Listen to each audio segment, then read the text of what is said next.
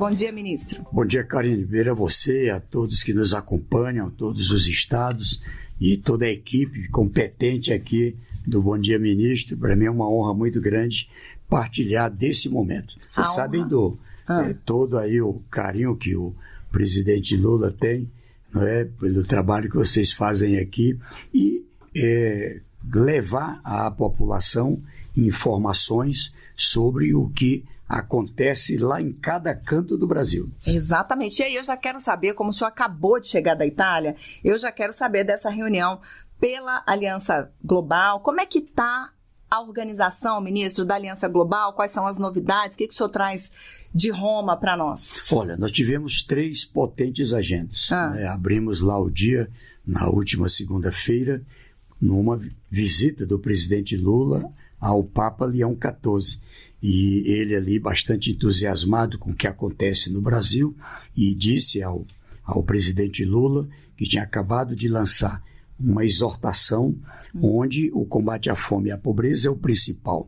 É a Semana Mundial da Alimentação e ali o Fórum Mundial da Alimentação. A abertura, o ponto principal é a fala do presidente Lula chamando o mundo para colocar na pauta exatamente o combate à fome, a redução da pobreza, a paz, né? Ali ele colocando como destacado esse esforço para o entendimento Palestina, Israel e também na Aliança. A Aliança conta com mais de 200 membros e ela tem ali já um portfólio de investimentos que permite países com mais condições, 46 países que se apresentaram e países que estão ainda em desenvolvimento, nós vamos alcançar 500 milhões de pessoas no mundo até 2030 para a segurança alimentar. O cuidado para chegarmos a mais 150 milhões de crianças com alimentação escolar e também cerca de 250 milhões de mulheres e crianças com políticas relacionadas à saúde, desde vacina, água, enfim. Então, aprovamos mais um conjunto de países com os quais nós vamos trabalhar os planos com total soberania por parte dos países. O Brasil melhora, mas a gente quer trabalhar para o mundo também superar a fome e a pobreza. Com certeza vamos falar bastante disso ainda hoje, mas vamos começar a viajar ao país, ministro? Vamos lá. Então vamos embora lá para Campo Grande, porque a gente está com a Rádio Hora ao vivo com a gente. Então vou chamar aqui o Arthur Mário. Arthur, um ótimo dia para você e para os seus ouvintes aí em Campo Grande. Bom dia para você, bom dia, ministro Wellington Dias. O Mato Grosso do Sul é o terceiro estado, ministro, com a maior população indígena do país e atualmente diversas aldeias têm passado por crise hídrica. Quais ações o Ministério planeja fortalecer no estado para garantir o direito à alimentação e acesso à água, especialmente nessas comunidades tradicionais e mais vulneráveis, ministro? Meu querido Arthur Mário, primeiro meu abraço aí a você, todo o time da Rádio Hora de Campo Grande. Estive aí agora, recentemente, junto com o ministro Fávaro, com outras lideranças do Ministério do Desenvolvimento Agrário, com o Instituto Federal, com as universidades.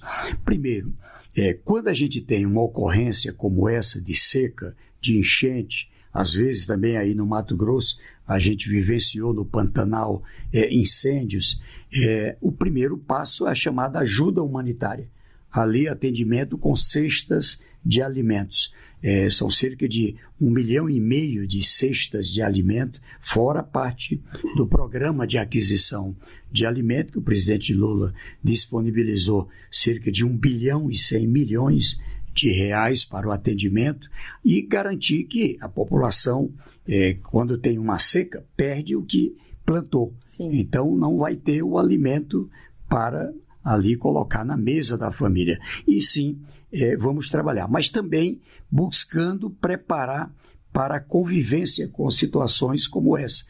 Trabalho como irrigação, a garantia de uma assistência com plantas mais resistentes à seca, e isso também tem dado resultados. Vamos cuidar dos indígenas do Mato Grosso do Sul, mas também de outras regiões do Brasil, da Amazônia, do Nordeste, mesmo do Sul, onde teve enchentes também em situações de seca.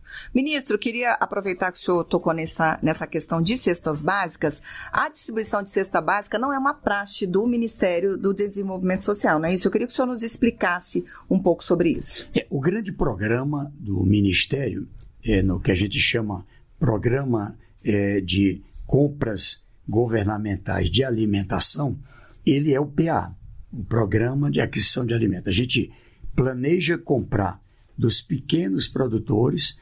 Com isso, a gente tem de um lado o PRONAF, que estimula a produção de alimentos. A compra direto permite aquele produtor vender pelo preço ao consumidor e não com um intermediário, não é? Ou seja, o preço é 100, a gente compra por 100.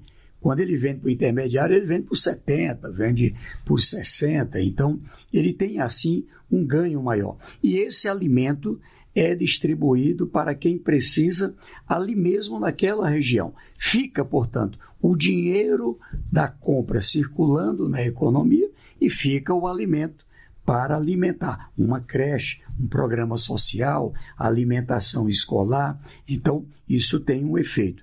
A cesta de alimento a gente só usa em situações de seca, de emergência, de enchentes, situações de calamidade, ou seja, é ali uma primeira compra para garantir, vamos dizer assim, rapidez no atendimento, mas em seguida a gente já prepara as condições para o PA. Maravilha, ministro. Então vamos seguir, vamos embora lá para a Rádio Nacional do Rio de Janeiro, que há tempos não passava por aqui. Prazer em receber você hoje aqui, Cristiane Ribeiro. Bom dia. Bom dia. Bom dia, ministro. Bom dia, Karine. Bom dia também aos nossos ouvintes.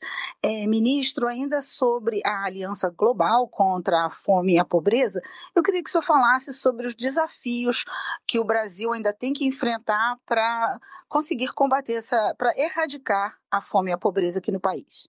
Pois isso, veja que quando a gente diz o Brasil saiu do mapa da fome, é porque nós alcançamos vamos dizer assim, um patamar de redução no padrão da FAO, da ONU, bastante baixo. Chega abaixo de 2,5% da população na situação de insegurança alimentar.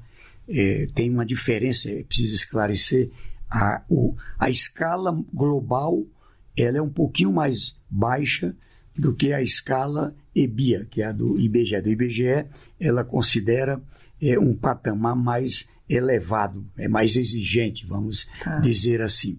De qualquer modo, as duas revelam que o Brasil saiu do mapa da fome porque alcançou um patamar que a gente ali passa a ter uma complexidade. O que é ali uma desnutrição? Por exemplo, a gente faz um cruzamento de dados com toda a rede de saúde, faz uma pesquisa domiciliar e faz ali ainda um levantamento do que a gente chama do mapa do sistema de segurança alimentar e desnutrição. Com isso, por exemplo, dispara ali uma diligência para uma família que apareceu alguém com desnutrição. Essa desnutrição é por falta de alimento, falta de renda para comprar alimento, ou ela é um problema apenas de saúde. Às vezes as pessoas têm um problema de saúde, têm dificuldade de alimentação, e isso gera também ali uma desnutrição, uma subnutrição pelo menos.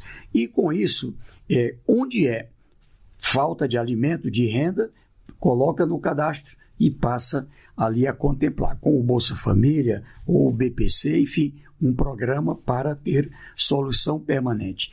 O Brasil avançou agora com o novo Bolsa Família, nesse terceiro mandato do presidente Lula, com um modelo em que entrou uma vez nunca mais volta à fome. Veja que coisa fantástica.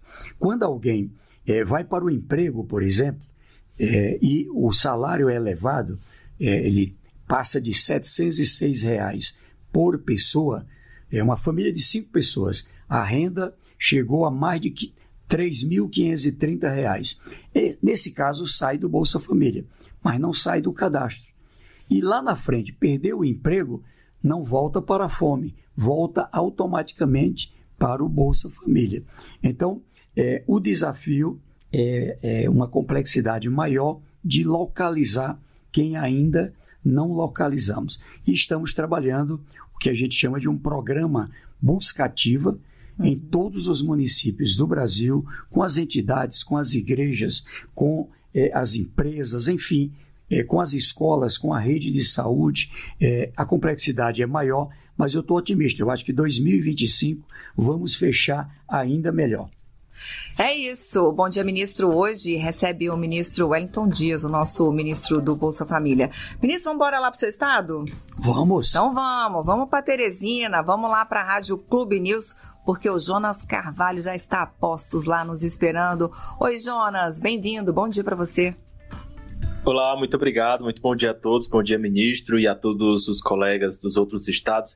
Ministro, o governo federal ele iniciou um verdadeiro pente fino em relação ao benefício do Auxílio Brasil que foi concedido durante a pandemia da Covid-19. Algumas famílias, pelo menos 177 mil famílias, receberam o benefício de forma indevida.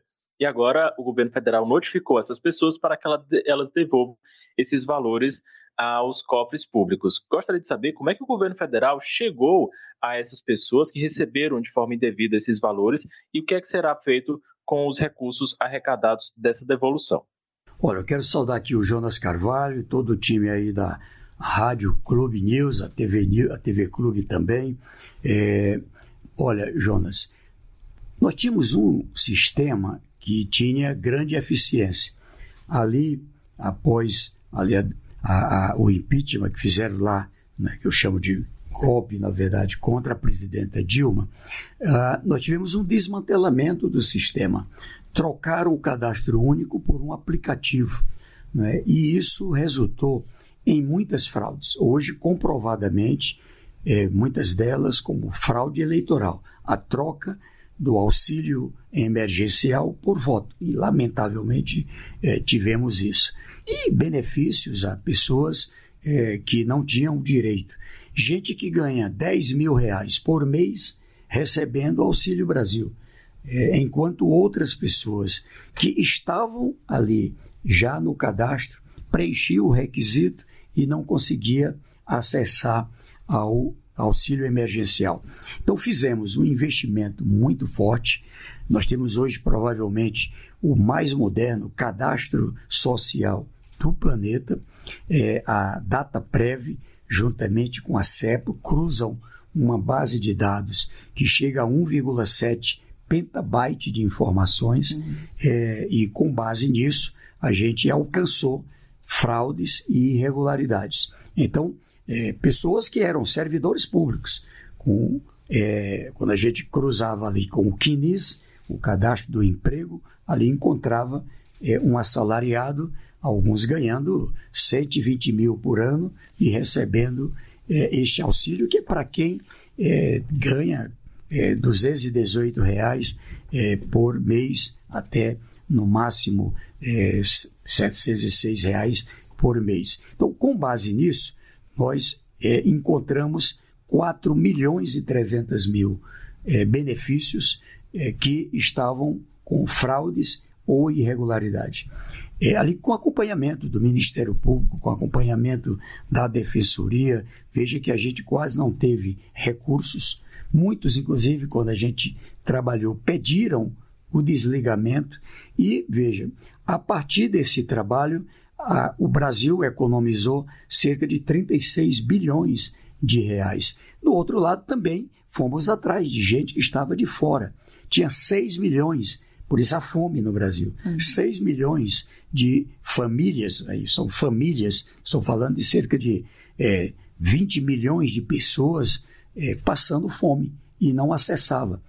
Na hora que tem essa eficiência, alcança essas pessoas e saem da fome, porque passa a ter renda para comprar. Então, a eficiência, ela é realmente a garantidora de chegar verdadeiramente a quem tem o direito, mas sempre tendo bastante cuidado. Quando a gente tira do benefício, é porque tem muita prova, não é, para garantir essa decisão.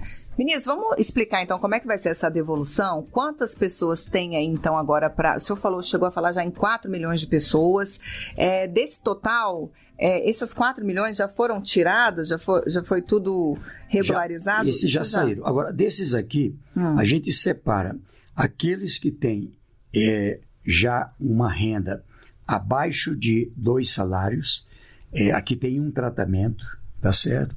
E aqueles que ganham acima de 2 salários. Nós encontramos 177.400 famílias que ganham acima de 2 salários. Que não estão nos critérios. Não estão nos critérios. E a devolução vai chegar próximo de R$500 bilhão, 478 milhões e 800 mil reais que é devolvido, né, a partir, né, desse entendimento. Aqui o Judiciário acompanha o Tribunal de Contas da União e nós temos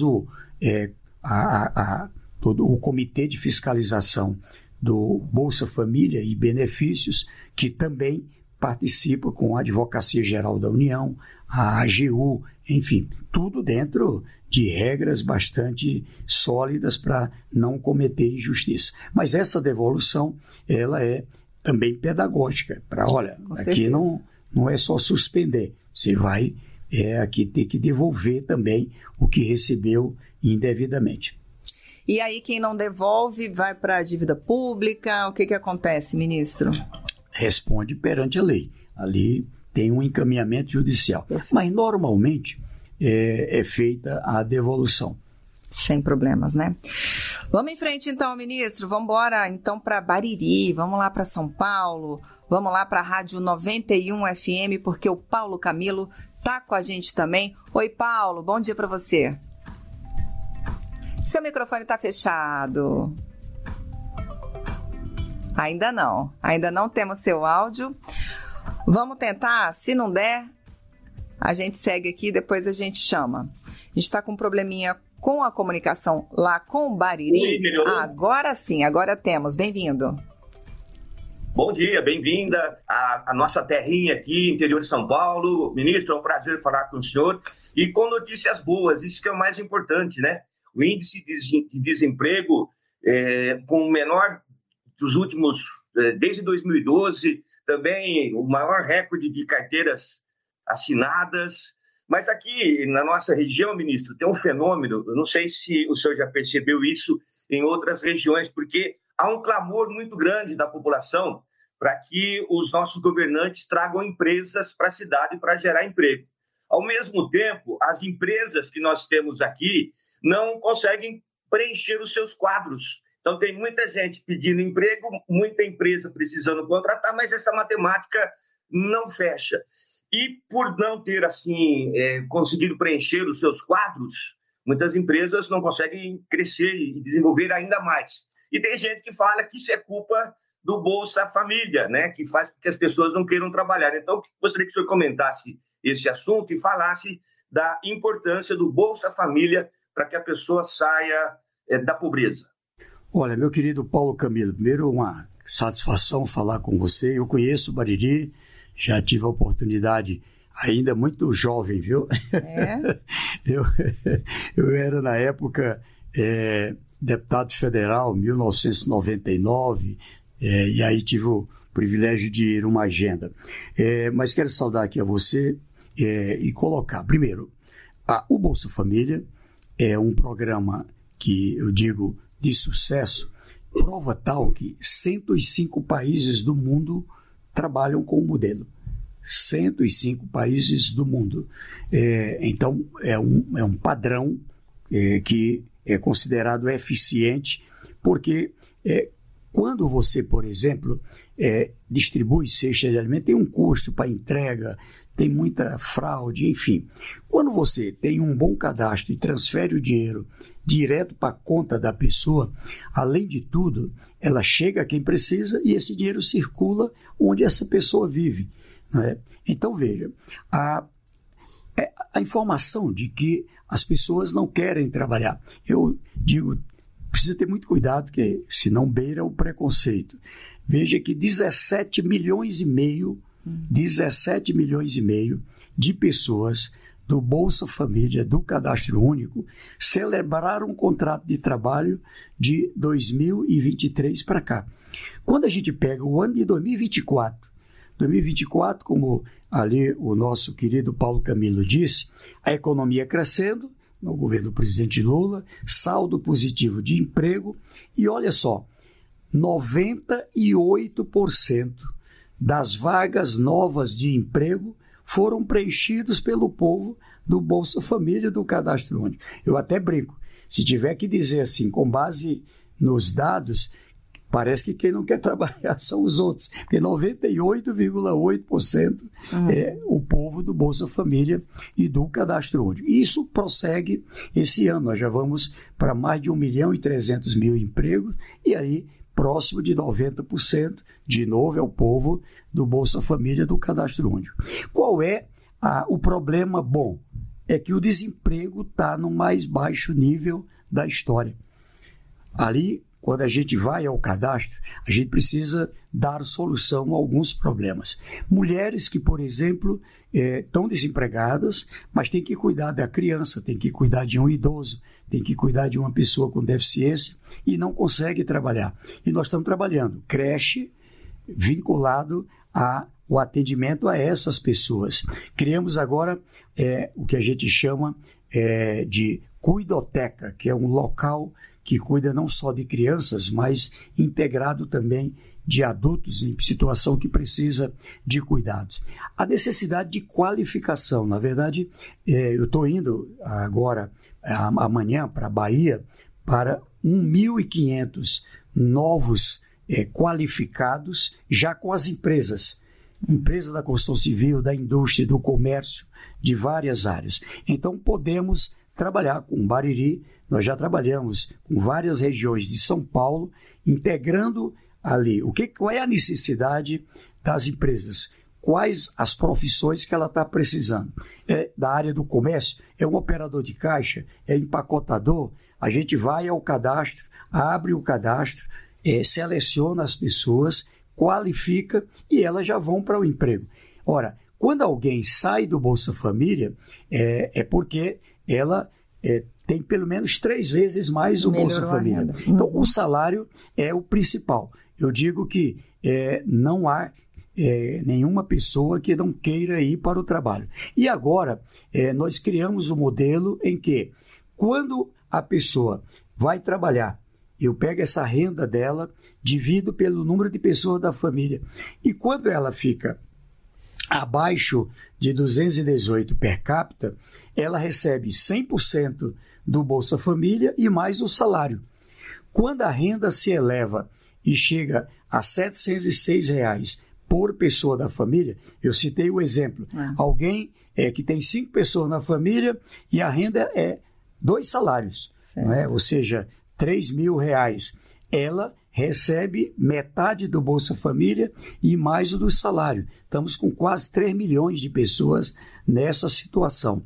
E quando vai para um salário mais elevado e sai do Bolsa Família, como eu disse, não sai do cadastro.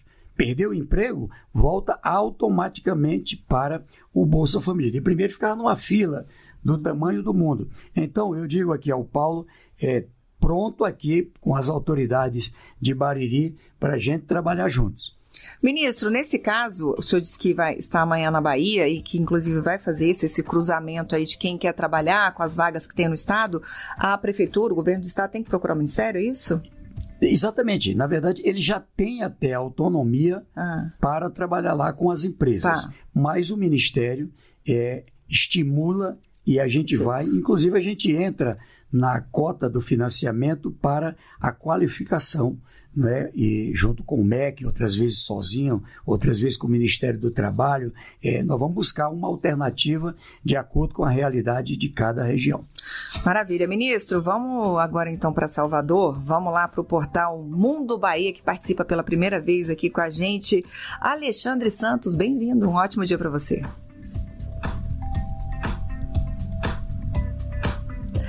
O seu áudio está fechado, a gente está te esperando aqui.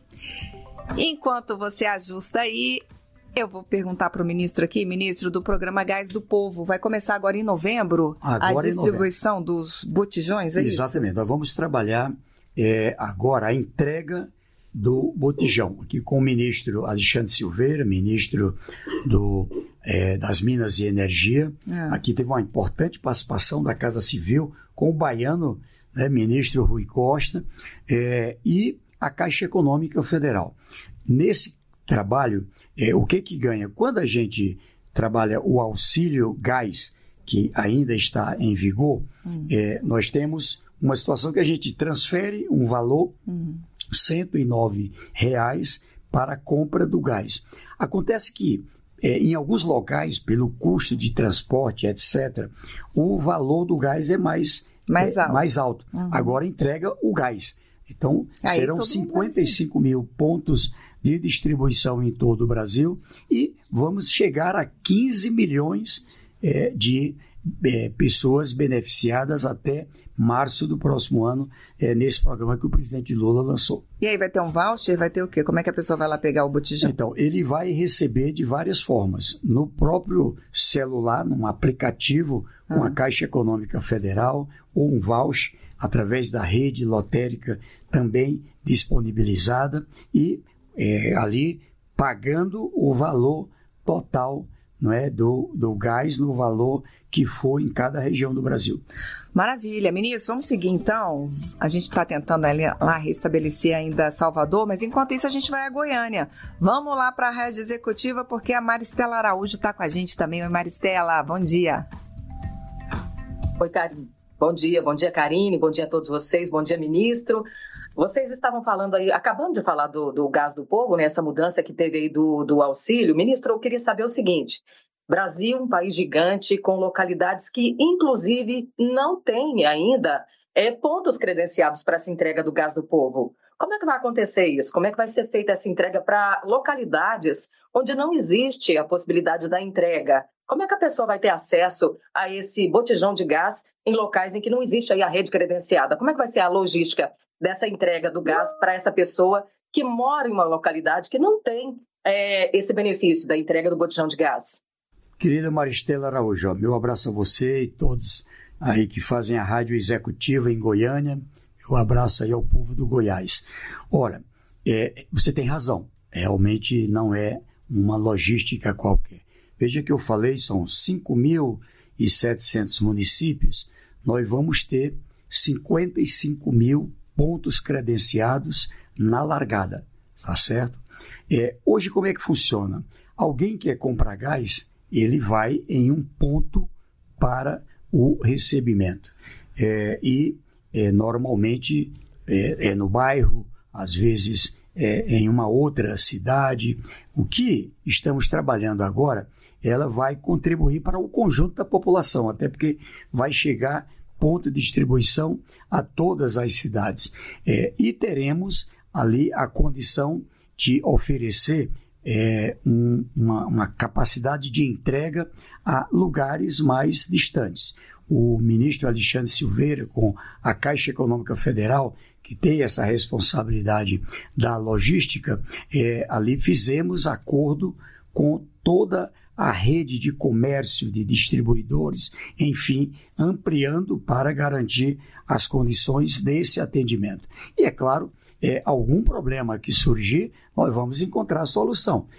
O objetivo, como quer o presidente Lula, é que as pessoas, de um lado, a gente deixa de ter queima de madeira, queima de lenha, alguns que usavam álcool, enfim, que tinha maior risco, e garantir, é claro, muita gente, você passa o dinheiro para comprar alimento, mas tem que ter ali o gás de cozinha para poder fazer o alimento. E o Brasil tem hoje uma capacidade também de produção de gás extraordinária, e isso garante um efeito, inclusive na redução do preço do gás para o conjunto dos brasileiros.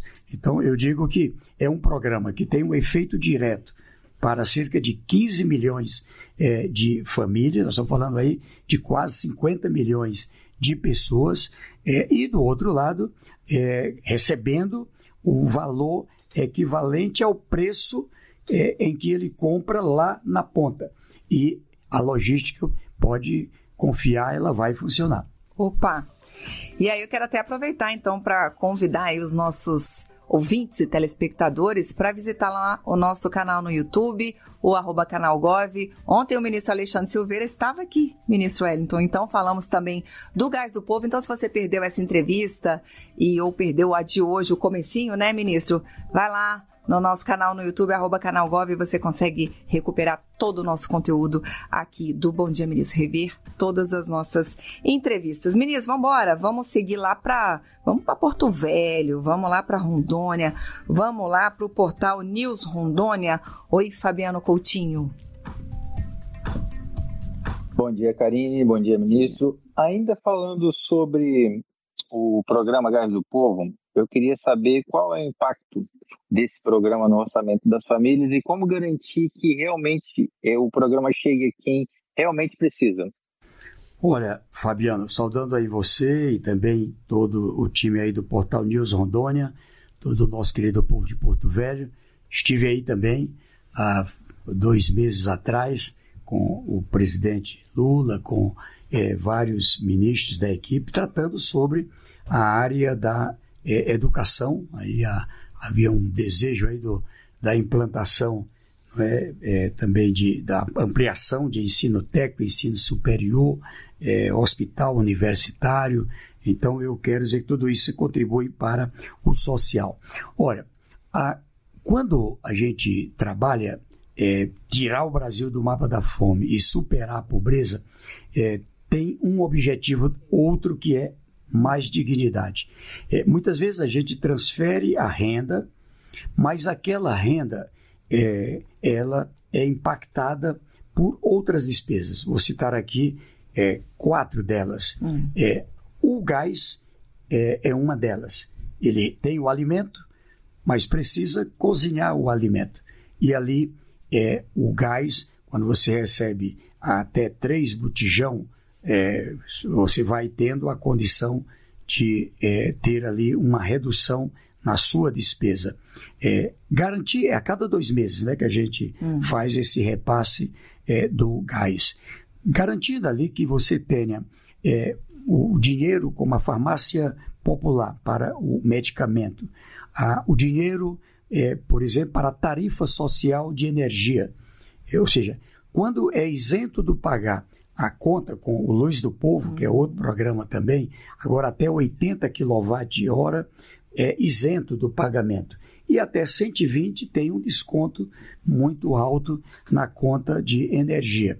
Isso aqui, o dinheiro que ia pagar a energia, o dinheiro que ia pagar o gás, o dinheiro que ia pagar o medicamento, o dinheiro que ia pagar despesas daquele jovem que está estudando e agora tem o pé de meia, isso aqui tudo ajuda a que se tenha mais dinheiro para alimentação. Sobra condição para comprar alimentação.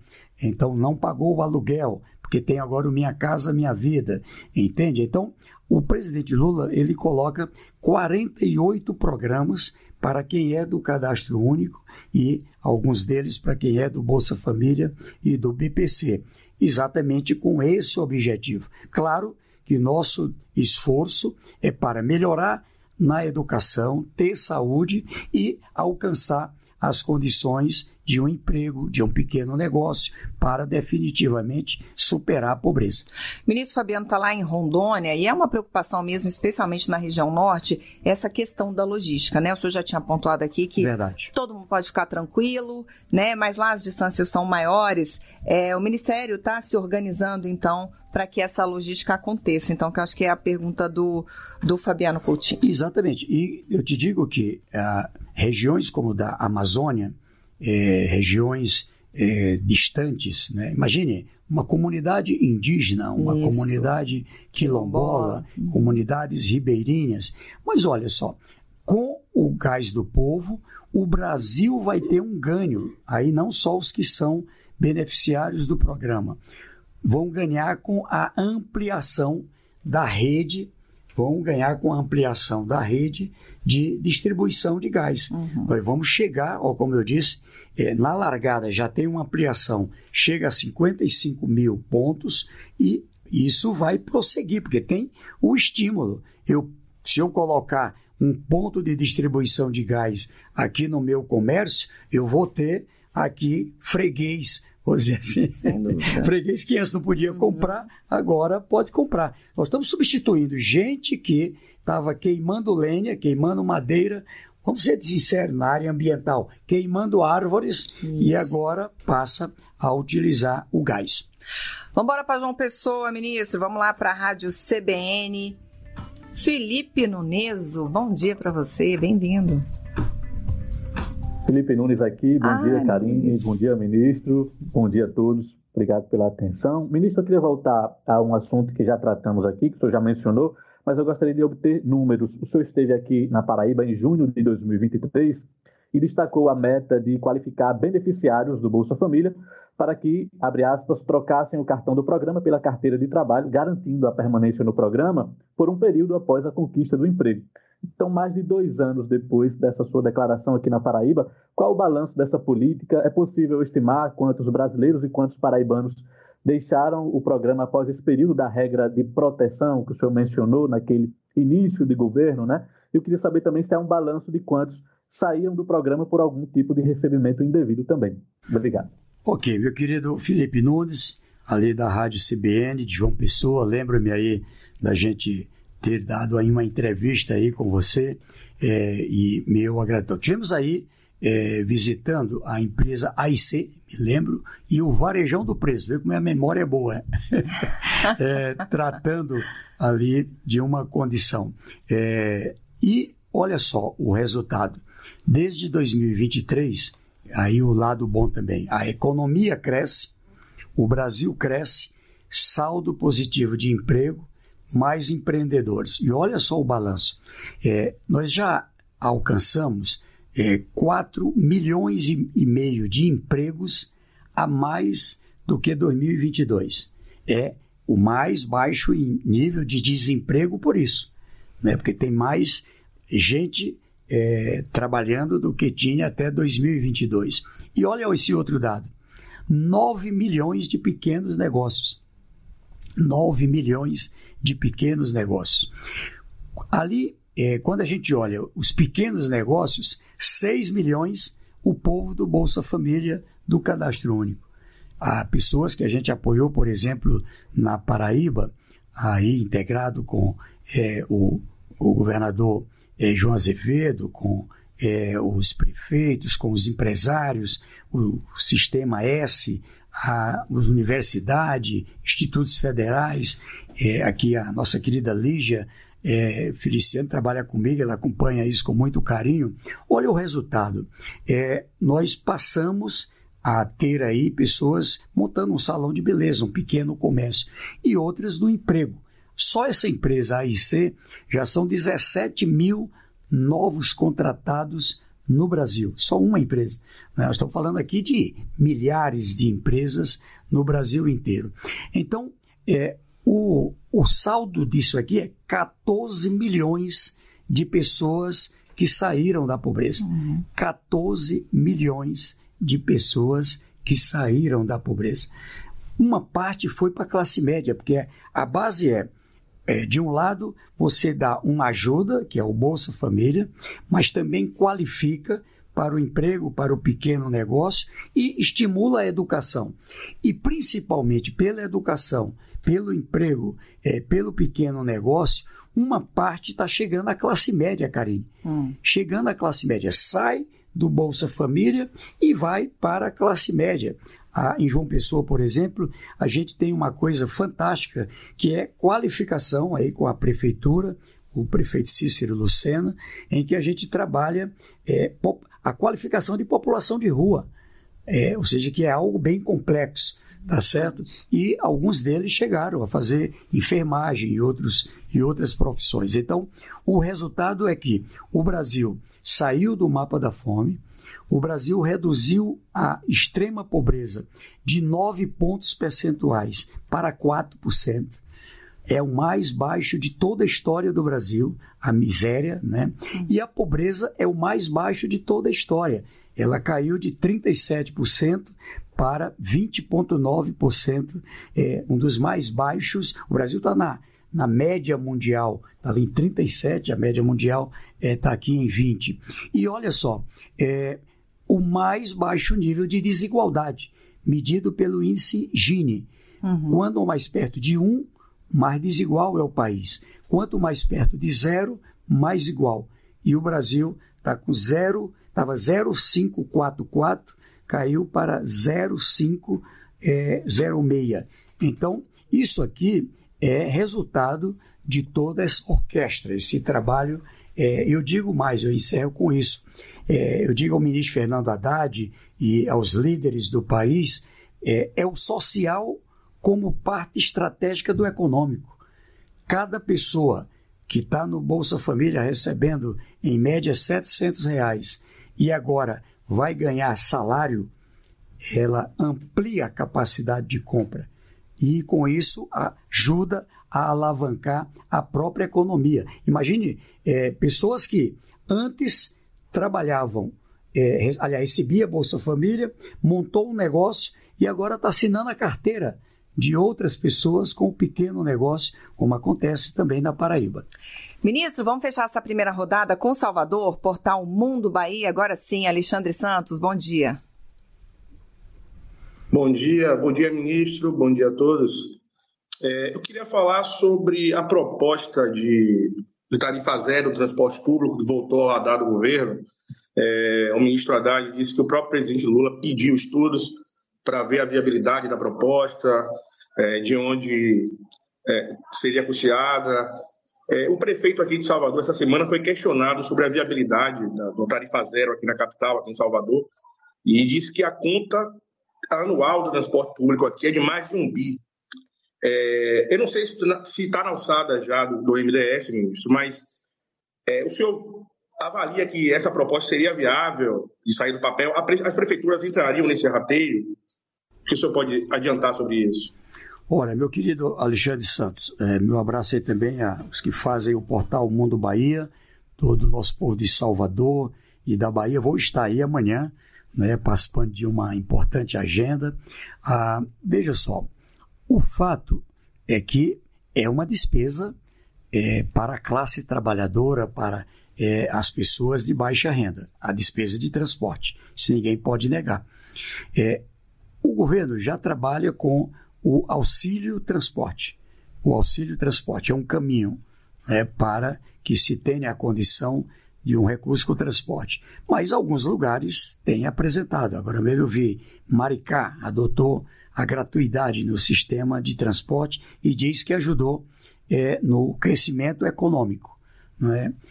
Em Teresina, o metrô é gratuito, tá certo? O metrô do Estado, ele é gratuito. Então, nós temos algumas experiências. É verdade, tem um impacto, tem um custo. É preciso definir de onde saem os recursos. Eu digo que é um tema que está sempre em debate, naquelas despesas que impactam a classe trabalhadora, os mais pobres, mas eu te digo que não há ainda uma decisão tomada sobre o tema. Ela ainda precisa definir uma fonte a partir da qual se possa encontrar a equação e a solução. É isso, vamos correr, ministro. Agora a Rádio Nacional do Rio de Janeiro, Cristiane Ribeiro. Ministro, eu queria que o senhor falasse, voltando lá do gás, né, o gás do povo, eu queria que o senhor falasse mais um pouquinho qual que vai ser o alcance desse programa e como é que vocês vão conseguir fazer a fiscalização para saber se as pessoas estão mesmo recebendo o valor e usando para a compra do gás. Cristiane Ribeiro, essa é mais fácil, né? Como o Brasil trabalha com um cadastro, ou seja, não é assim uma coisa, é com visita domiciliar que a gente faz o cadastro. Então a gente sabe quem tem o direito.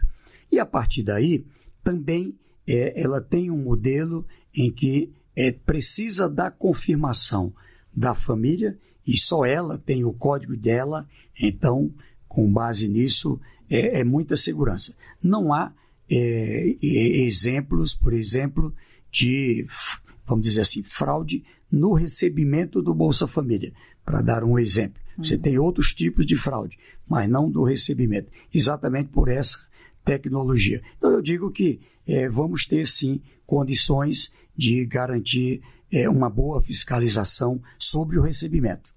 E acho que uma coisa importante, ministro, para que fique claro para os ouvintes, é que diferentemente do auxílio gás, que é pago ainda hoje, dessa vez, Cristiane, não vai ser distribuído dinheiro, que o cidadão vai lá pegar o botijão, né? Então... Ela recebe um crédito, um voucher, vamos chamar assim, onde ali faz troca o pagamento com o seu celular. Perfeito, mas não vai pegar o dinheiro na mão ali, né? Bolsa Família, enfim. Perfeito. Vamos seguir, ministro? Vamos embora, então, para Teresina, Malu, é isso? Vamos embora. Opa, vamos para Bariri, Rádio 91 FM, Paulo Camilo.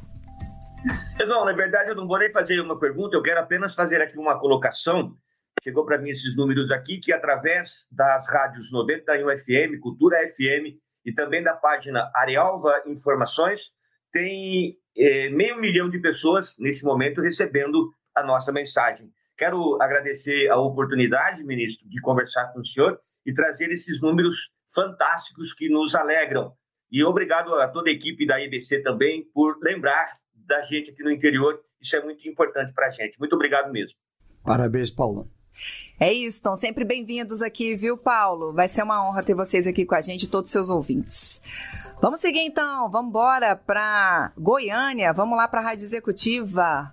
Maristela Araújo. Vamos ver se ela já está. Estamos indo. Oi, Karine, tô aqui. Agora sim, pronto. Já viajamos para Goiânia. Vamos lá, Maristela.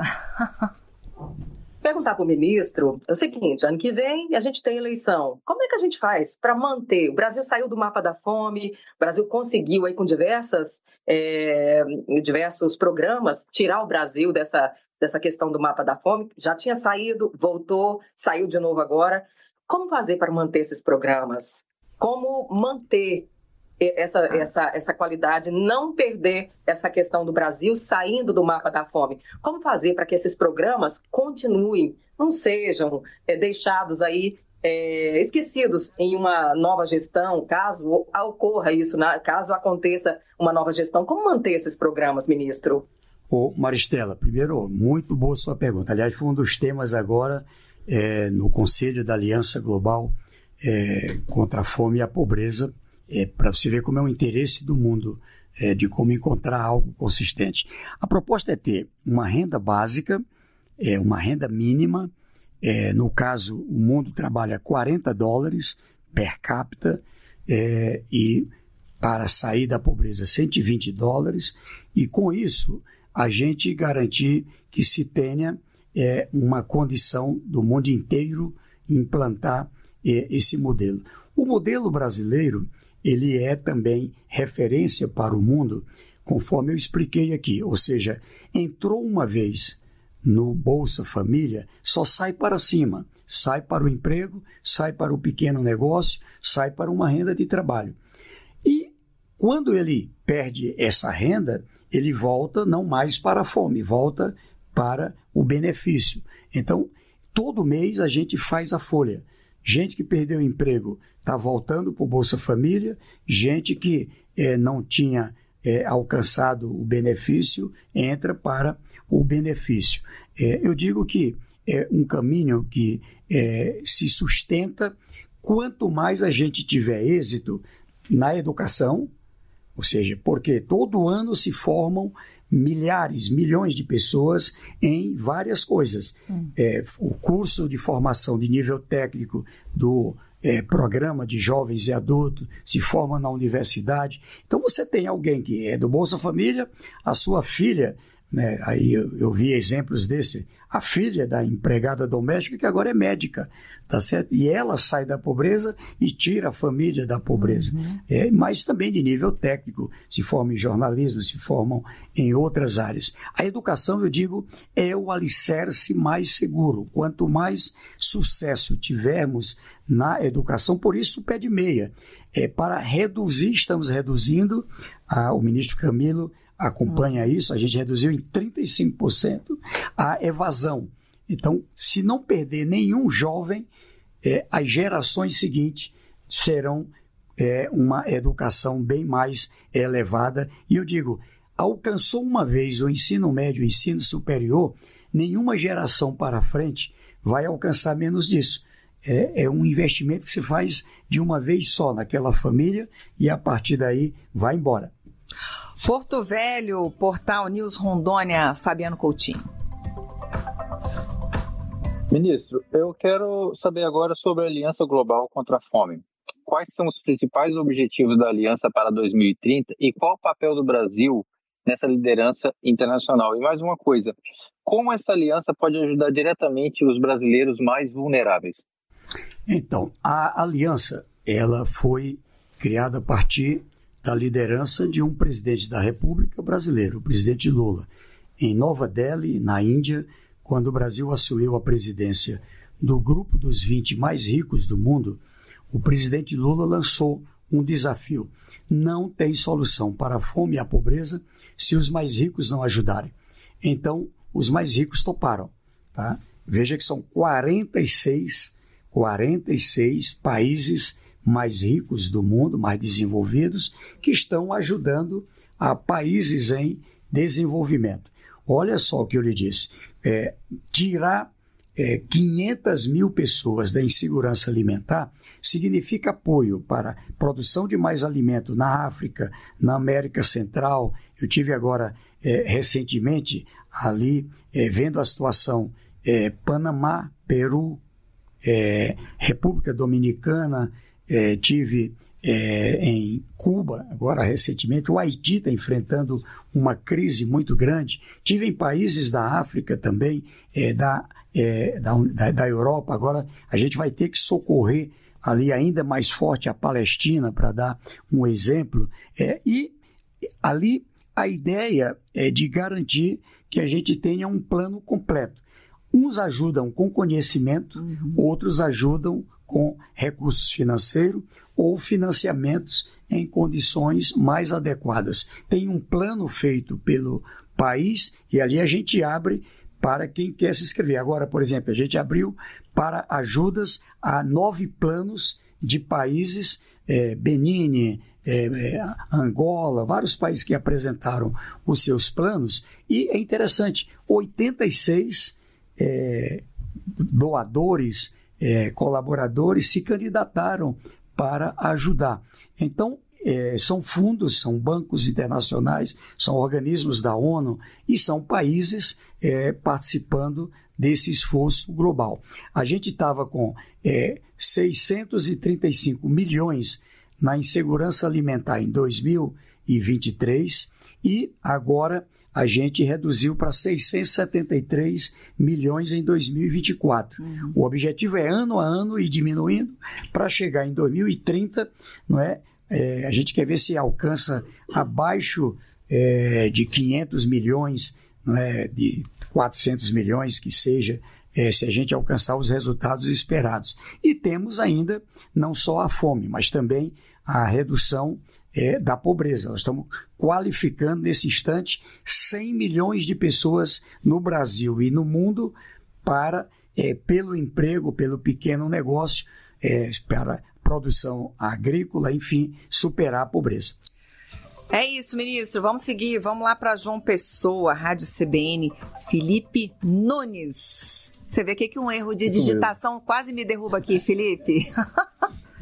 Tudo bem, mas muito obrigado mais uma vez pela atenção. Ministro, eu gostaria de saber se há um número já de beneficiários que vão receber o Gás do Povo aqui na Paraíba. E uma dúvida, se esses beneficiários são sempre vinculados ao Bolsa Família ou se alguém que eventualmente está em vulnerabilidade pode entrar em contato com o órgão público, com a prefeitura ou diretamente com o governo federal para solicitar o recebimento desse benefício. Muito obrigado mais uma vez, Karine. Obrigado, ministro. Olha aqui, Felipe Nunes, eu quero aqui saudá-lo e pedir ajuda aqui aos universitários, viu? 498 mil famílias na Paraíba terão direito, pelo critério, ao programa Gás do Povo. Digo que é possível que tenha ainda alguma família que ainda não está no nosso cadastro, não é? Ainda são os invisíveis que a gente tem que localizar, mas nesse instante, com base no cadastro único, esse é o dado.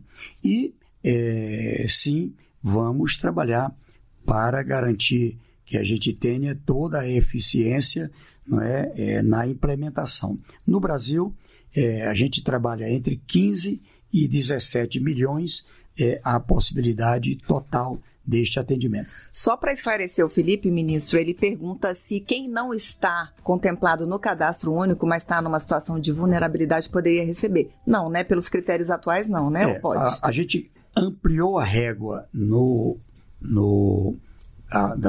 cadastro para poder exatamente contemplar, mas tem que estar no cadastro. A presença no cadastro é que gera a eficiência que, por exemplo, foi perguntada aí pela Maristela, ou seja, como é que a gente tem segurança de que não vai ter fraude? É por conta de uma capacidade de controle maior a partir do cadastro único. Perfeito. Ministro, vamos fechar aqui o nosso giro com o Portal Mundo Bahia. Vamos lá para Salvador, Alexandre Santos. Abre o áudio, Alexandre. O Alexandre está com o áudio fechado, ele está com um probleminha com a gente de comunicação. Então, ministro, Alexandre, a gente te espera numa próxima oportunidade aqui no Bom Dia, Ministro. Eu queria, para a gente fechar, queria que o senhor falasse um pouco para a gente sobre, rapidamente, ministro, sobre o perfil das pessoas acolhidas pelo Ministério. Olha, nós temos uma rede, o Brasil tem 216 milhões de habitantes. Destes, e aí não estranhe esse número, veja que no caso do auxílio gás, a gente aumentou a régua, né? Ela vai aqui até meio salário mínimo per capita, que está no cadastro, até que a gente pega pessoas que estão na miséria, que estão na pobreza e que estão na baixa renda. Ou seja, sai do cadastro quando vai para a classe média. E quando vai para a classe média, a gente ainda acompanha por 36 meses no mínimo, tá certo? Então, veja, esse sistema é fantástico.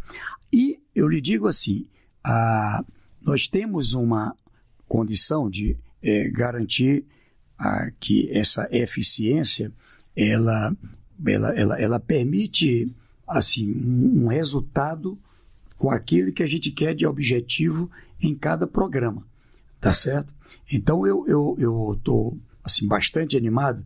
Agora, o caso você perguntava aqui há pouco do BPC. A gente está trabalhando o estímulo ao emprego das pessoas do BPC para garantir essa condição, não é, de, inclusive, evitar depressão. Porque agora o BPC tem uma nova regra também, de proteção, né? Regra. Antes, quem estava no BPC e arrumava um emprego, perdia o BPC. E agora? E quando perdia o emprego, voltava para uma fila de perícia. Agora não. Ela está no BPC, conseguiu um emprego, ela ganha até 2 salários, ela recebe o BPC e metade do BPC mais o salário. Quando perde o emprego, automaticamente volta para o BPC. Deu baixa na carteira, a perícia é um problema nosso. A gente cruza, inclusive, os dados dela com o CNIS. Então, isso eu acho que dá um resultado excelente. Com certeza. Ô, ministro, o Paulo Camilo, lá de Bariri, tá me lembrando aqui que hoje é dia 15 de outubro, é dia do professor. Então, vamos mandar um abraço para todos os professores, o pessoal lá de São Paulo que está com a gente hoje, acompanhando aqui o Bom Dia, Ministro, pessoal de Bariri e região e também a todos os professores do Brasil, né, ministro? Olha, professores e professoras, aqui o meu abraço da Karine, tenho certeza também um abraço do presidente Lula. Sabemos a importância do trabalho que fazem em cada escola do Brasil, setor público, setor privado. O trabalho que vocês fazem mudou minha vida, mudou a vida dela, muda a vida de muitas pessoas todo dia e, com certeza, parabéns pelo dia do professor e da professora. É isso, ministro. Mais um, hein? Ministro é nosso sócio número 1 aqui do Bom Dia Ministro. Eu brinco com ele, né? Que não tem como ele não estar aqui com a gente o tempo inteiro, né? Trazendo todas as novidades aí do desenvolvimento social, combate à fome. E aí, ministro, quero deixá-la à vontade para se despedir da gente aí. Olha, nós temos 4 grandes objetivos no Ministério do Desenvolvimento Social. O primeiro, tirar o Brasil do mapa da fome. Tiramos, graças a Deus, tanto pelo critério da FAO como do EBIA pelo IBGE. Agora, como foi dito aqui, como nunca mais a fome voltar ao mapa do Brasil. Como garantir que isso seja sólido e permanente. O outro e é esse o caminho, superar a miséria, e a gente está no mais baixo nível da nossa história, o mais baixo que o Brasil tinha alcançado, em 2013, era 5,2% da população na miséria. A gente agora caiu para 4%, e é um patamar realmente que já se coloca num patamar próximo do padrão de países desenvolvidos. A pobreza também reduziu, ela estava em 37%, chegando na casa de 20%, que já é também próxima dos países em desenvolvimento. E, é claro, com menos desigualdade. E o outro é esse, com mais dignidade. Mais dignidade. Habitação para quem não tem habitação, energia para quem não tem, comunicação, ter ali o gás, ter ali o pé de meia, poder contar com a tarifa social de energia, garantir, enfim, a condição do ser humano ser olhado na proteção social básica, na proteção especial. Comemoramos agora os 20 anos do SUAS, os 20 anos do Sistema Único da Assistência Social. E eu quero parabenizar a esse time da melhor qualidade. O time do SUAS em todo o Brasil, são 12 mil equipes, 12 mil unidades, na verdade, CRAS, CREAS, que dão um duro danado para o social melhorar no Brasil. Então, meu abraço aqui, meus parabéns, e mais uma vez eu aqui me sinto muito honrado em participar aqui do Bom Dia Ministro, com essa equipe muito competente, com todo o time que participou de vários cantos do Brasil. Obrigado.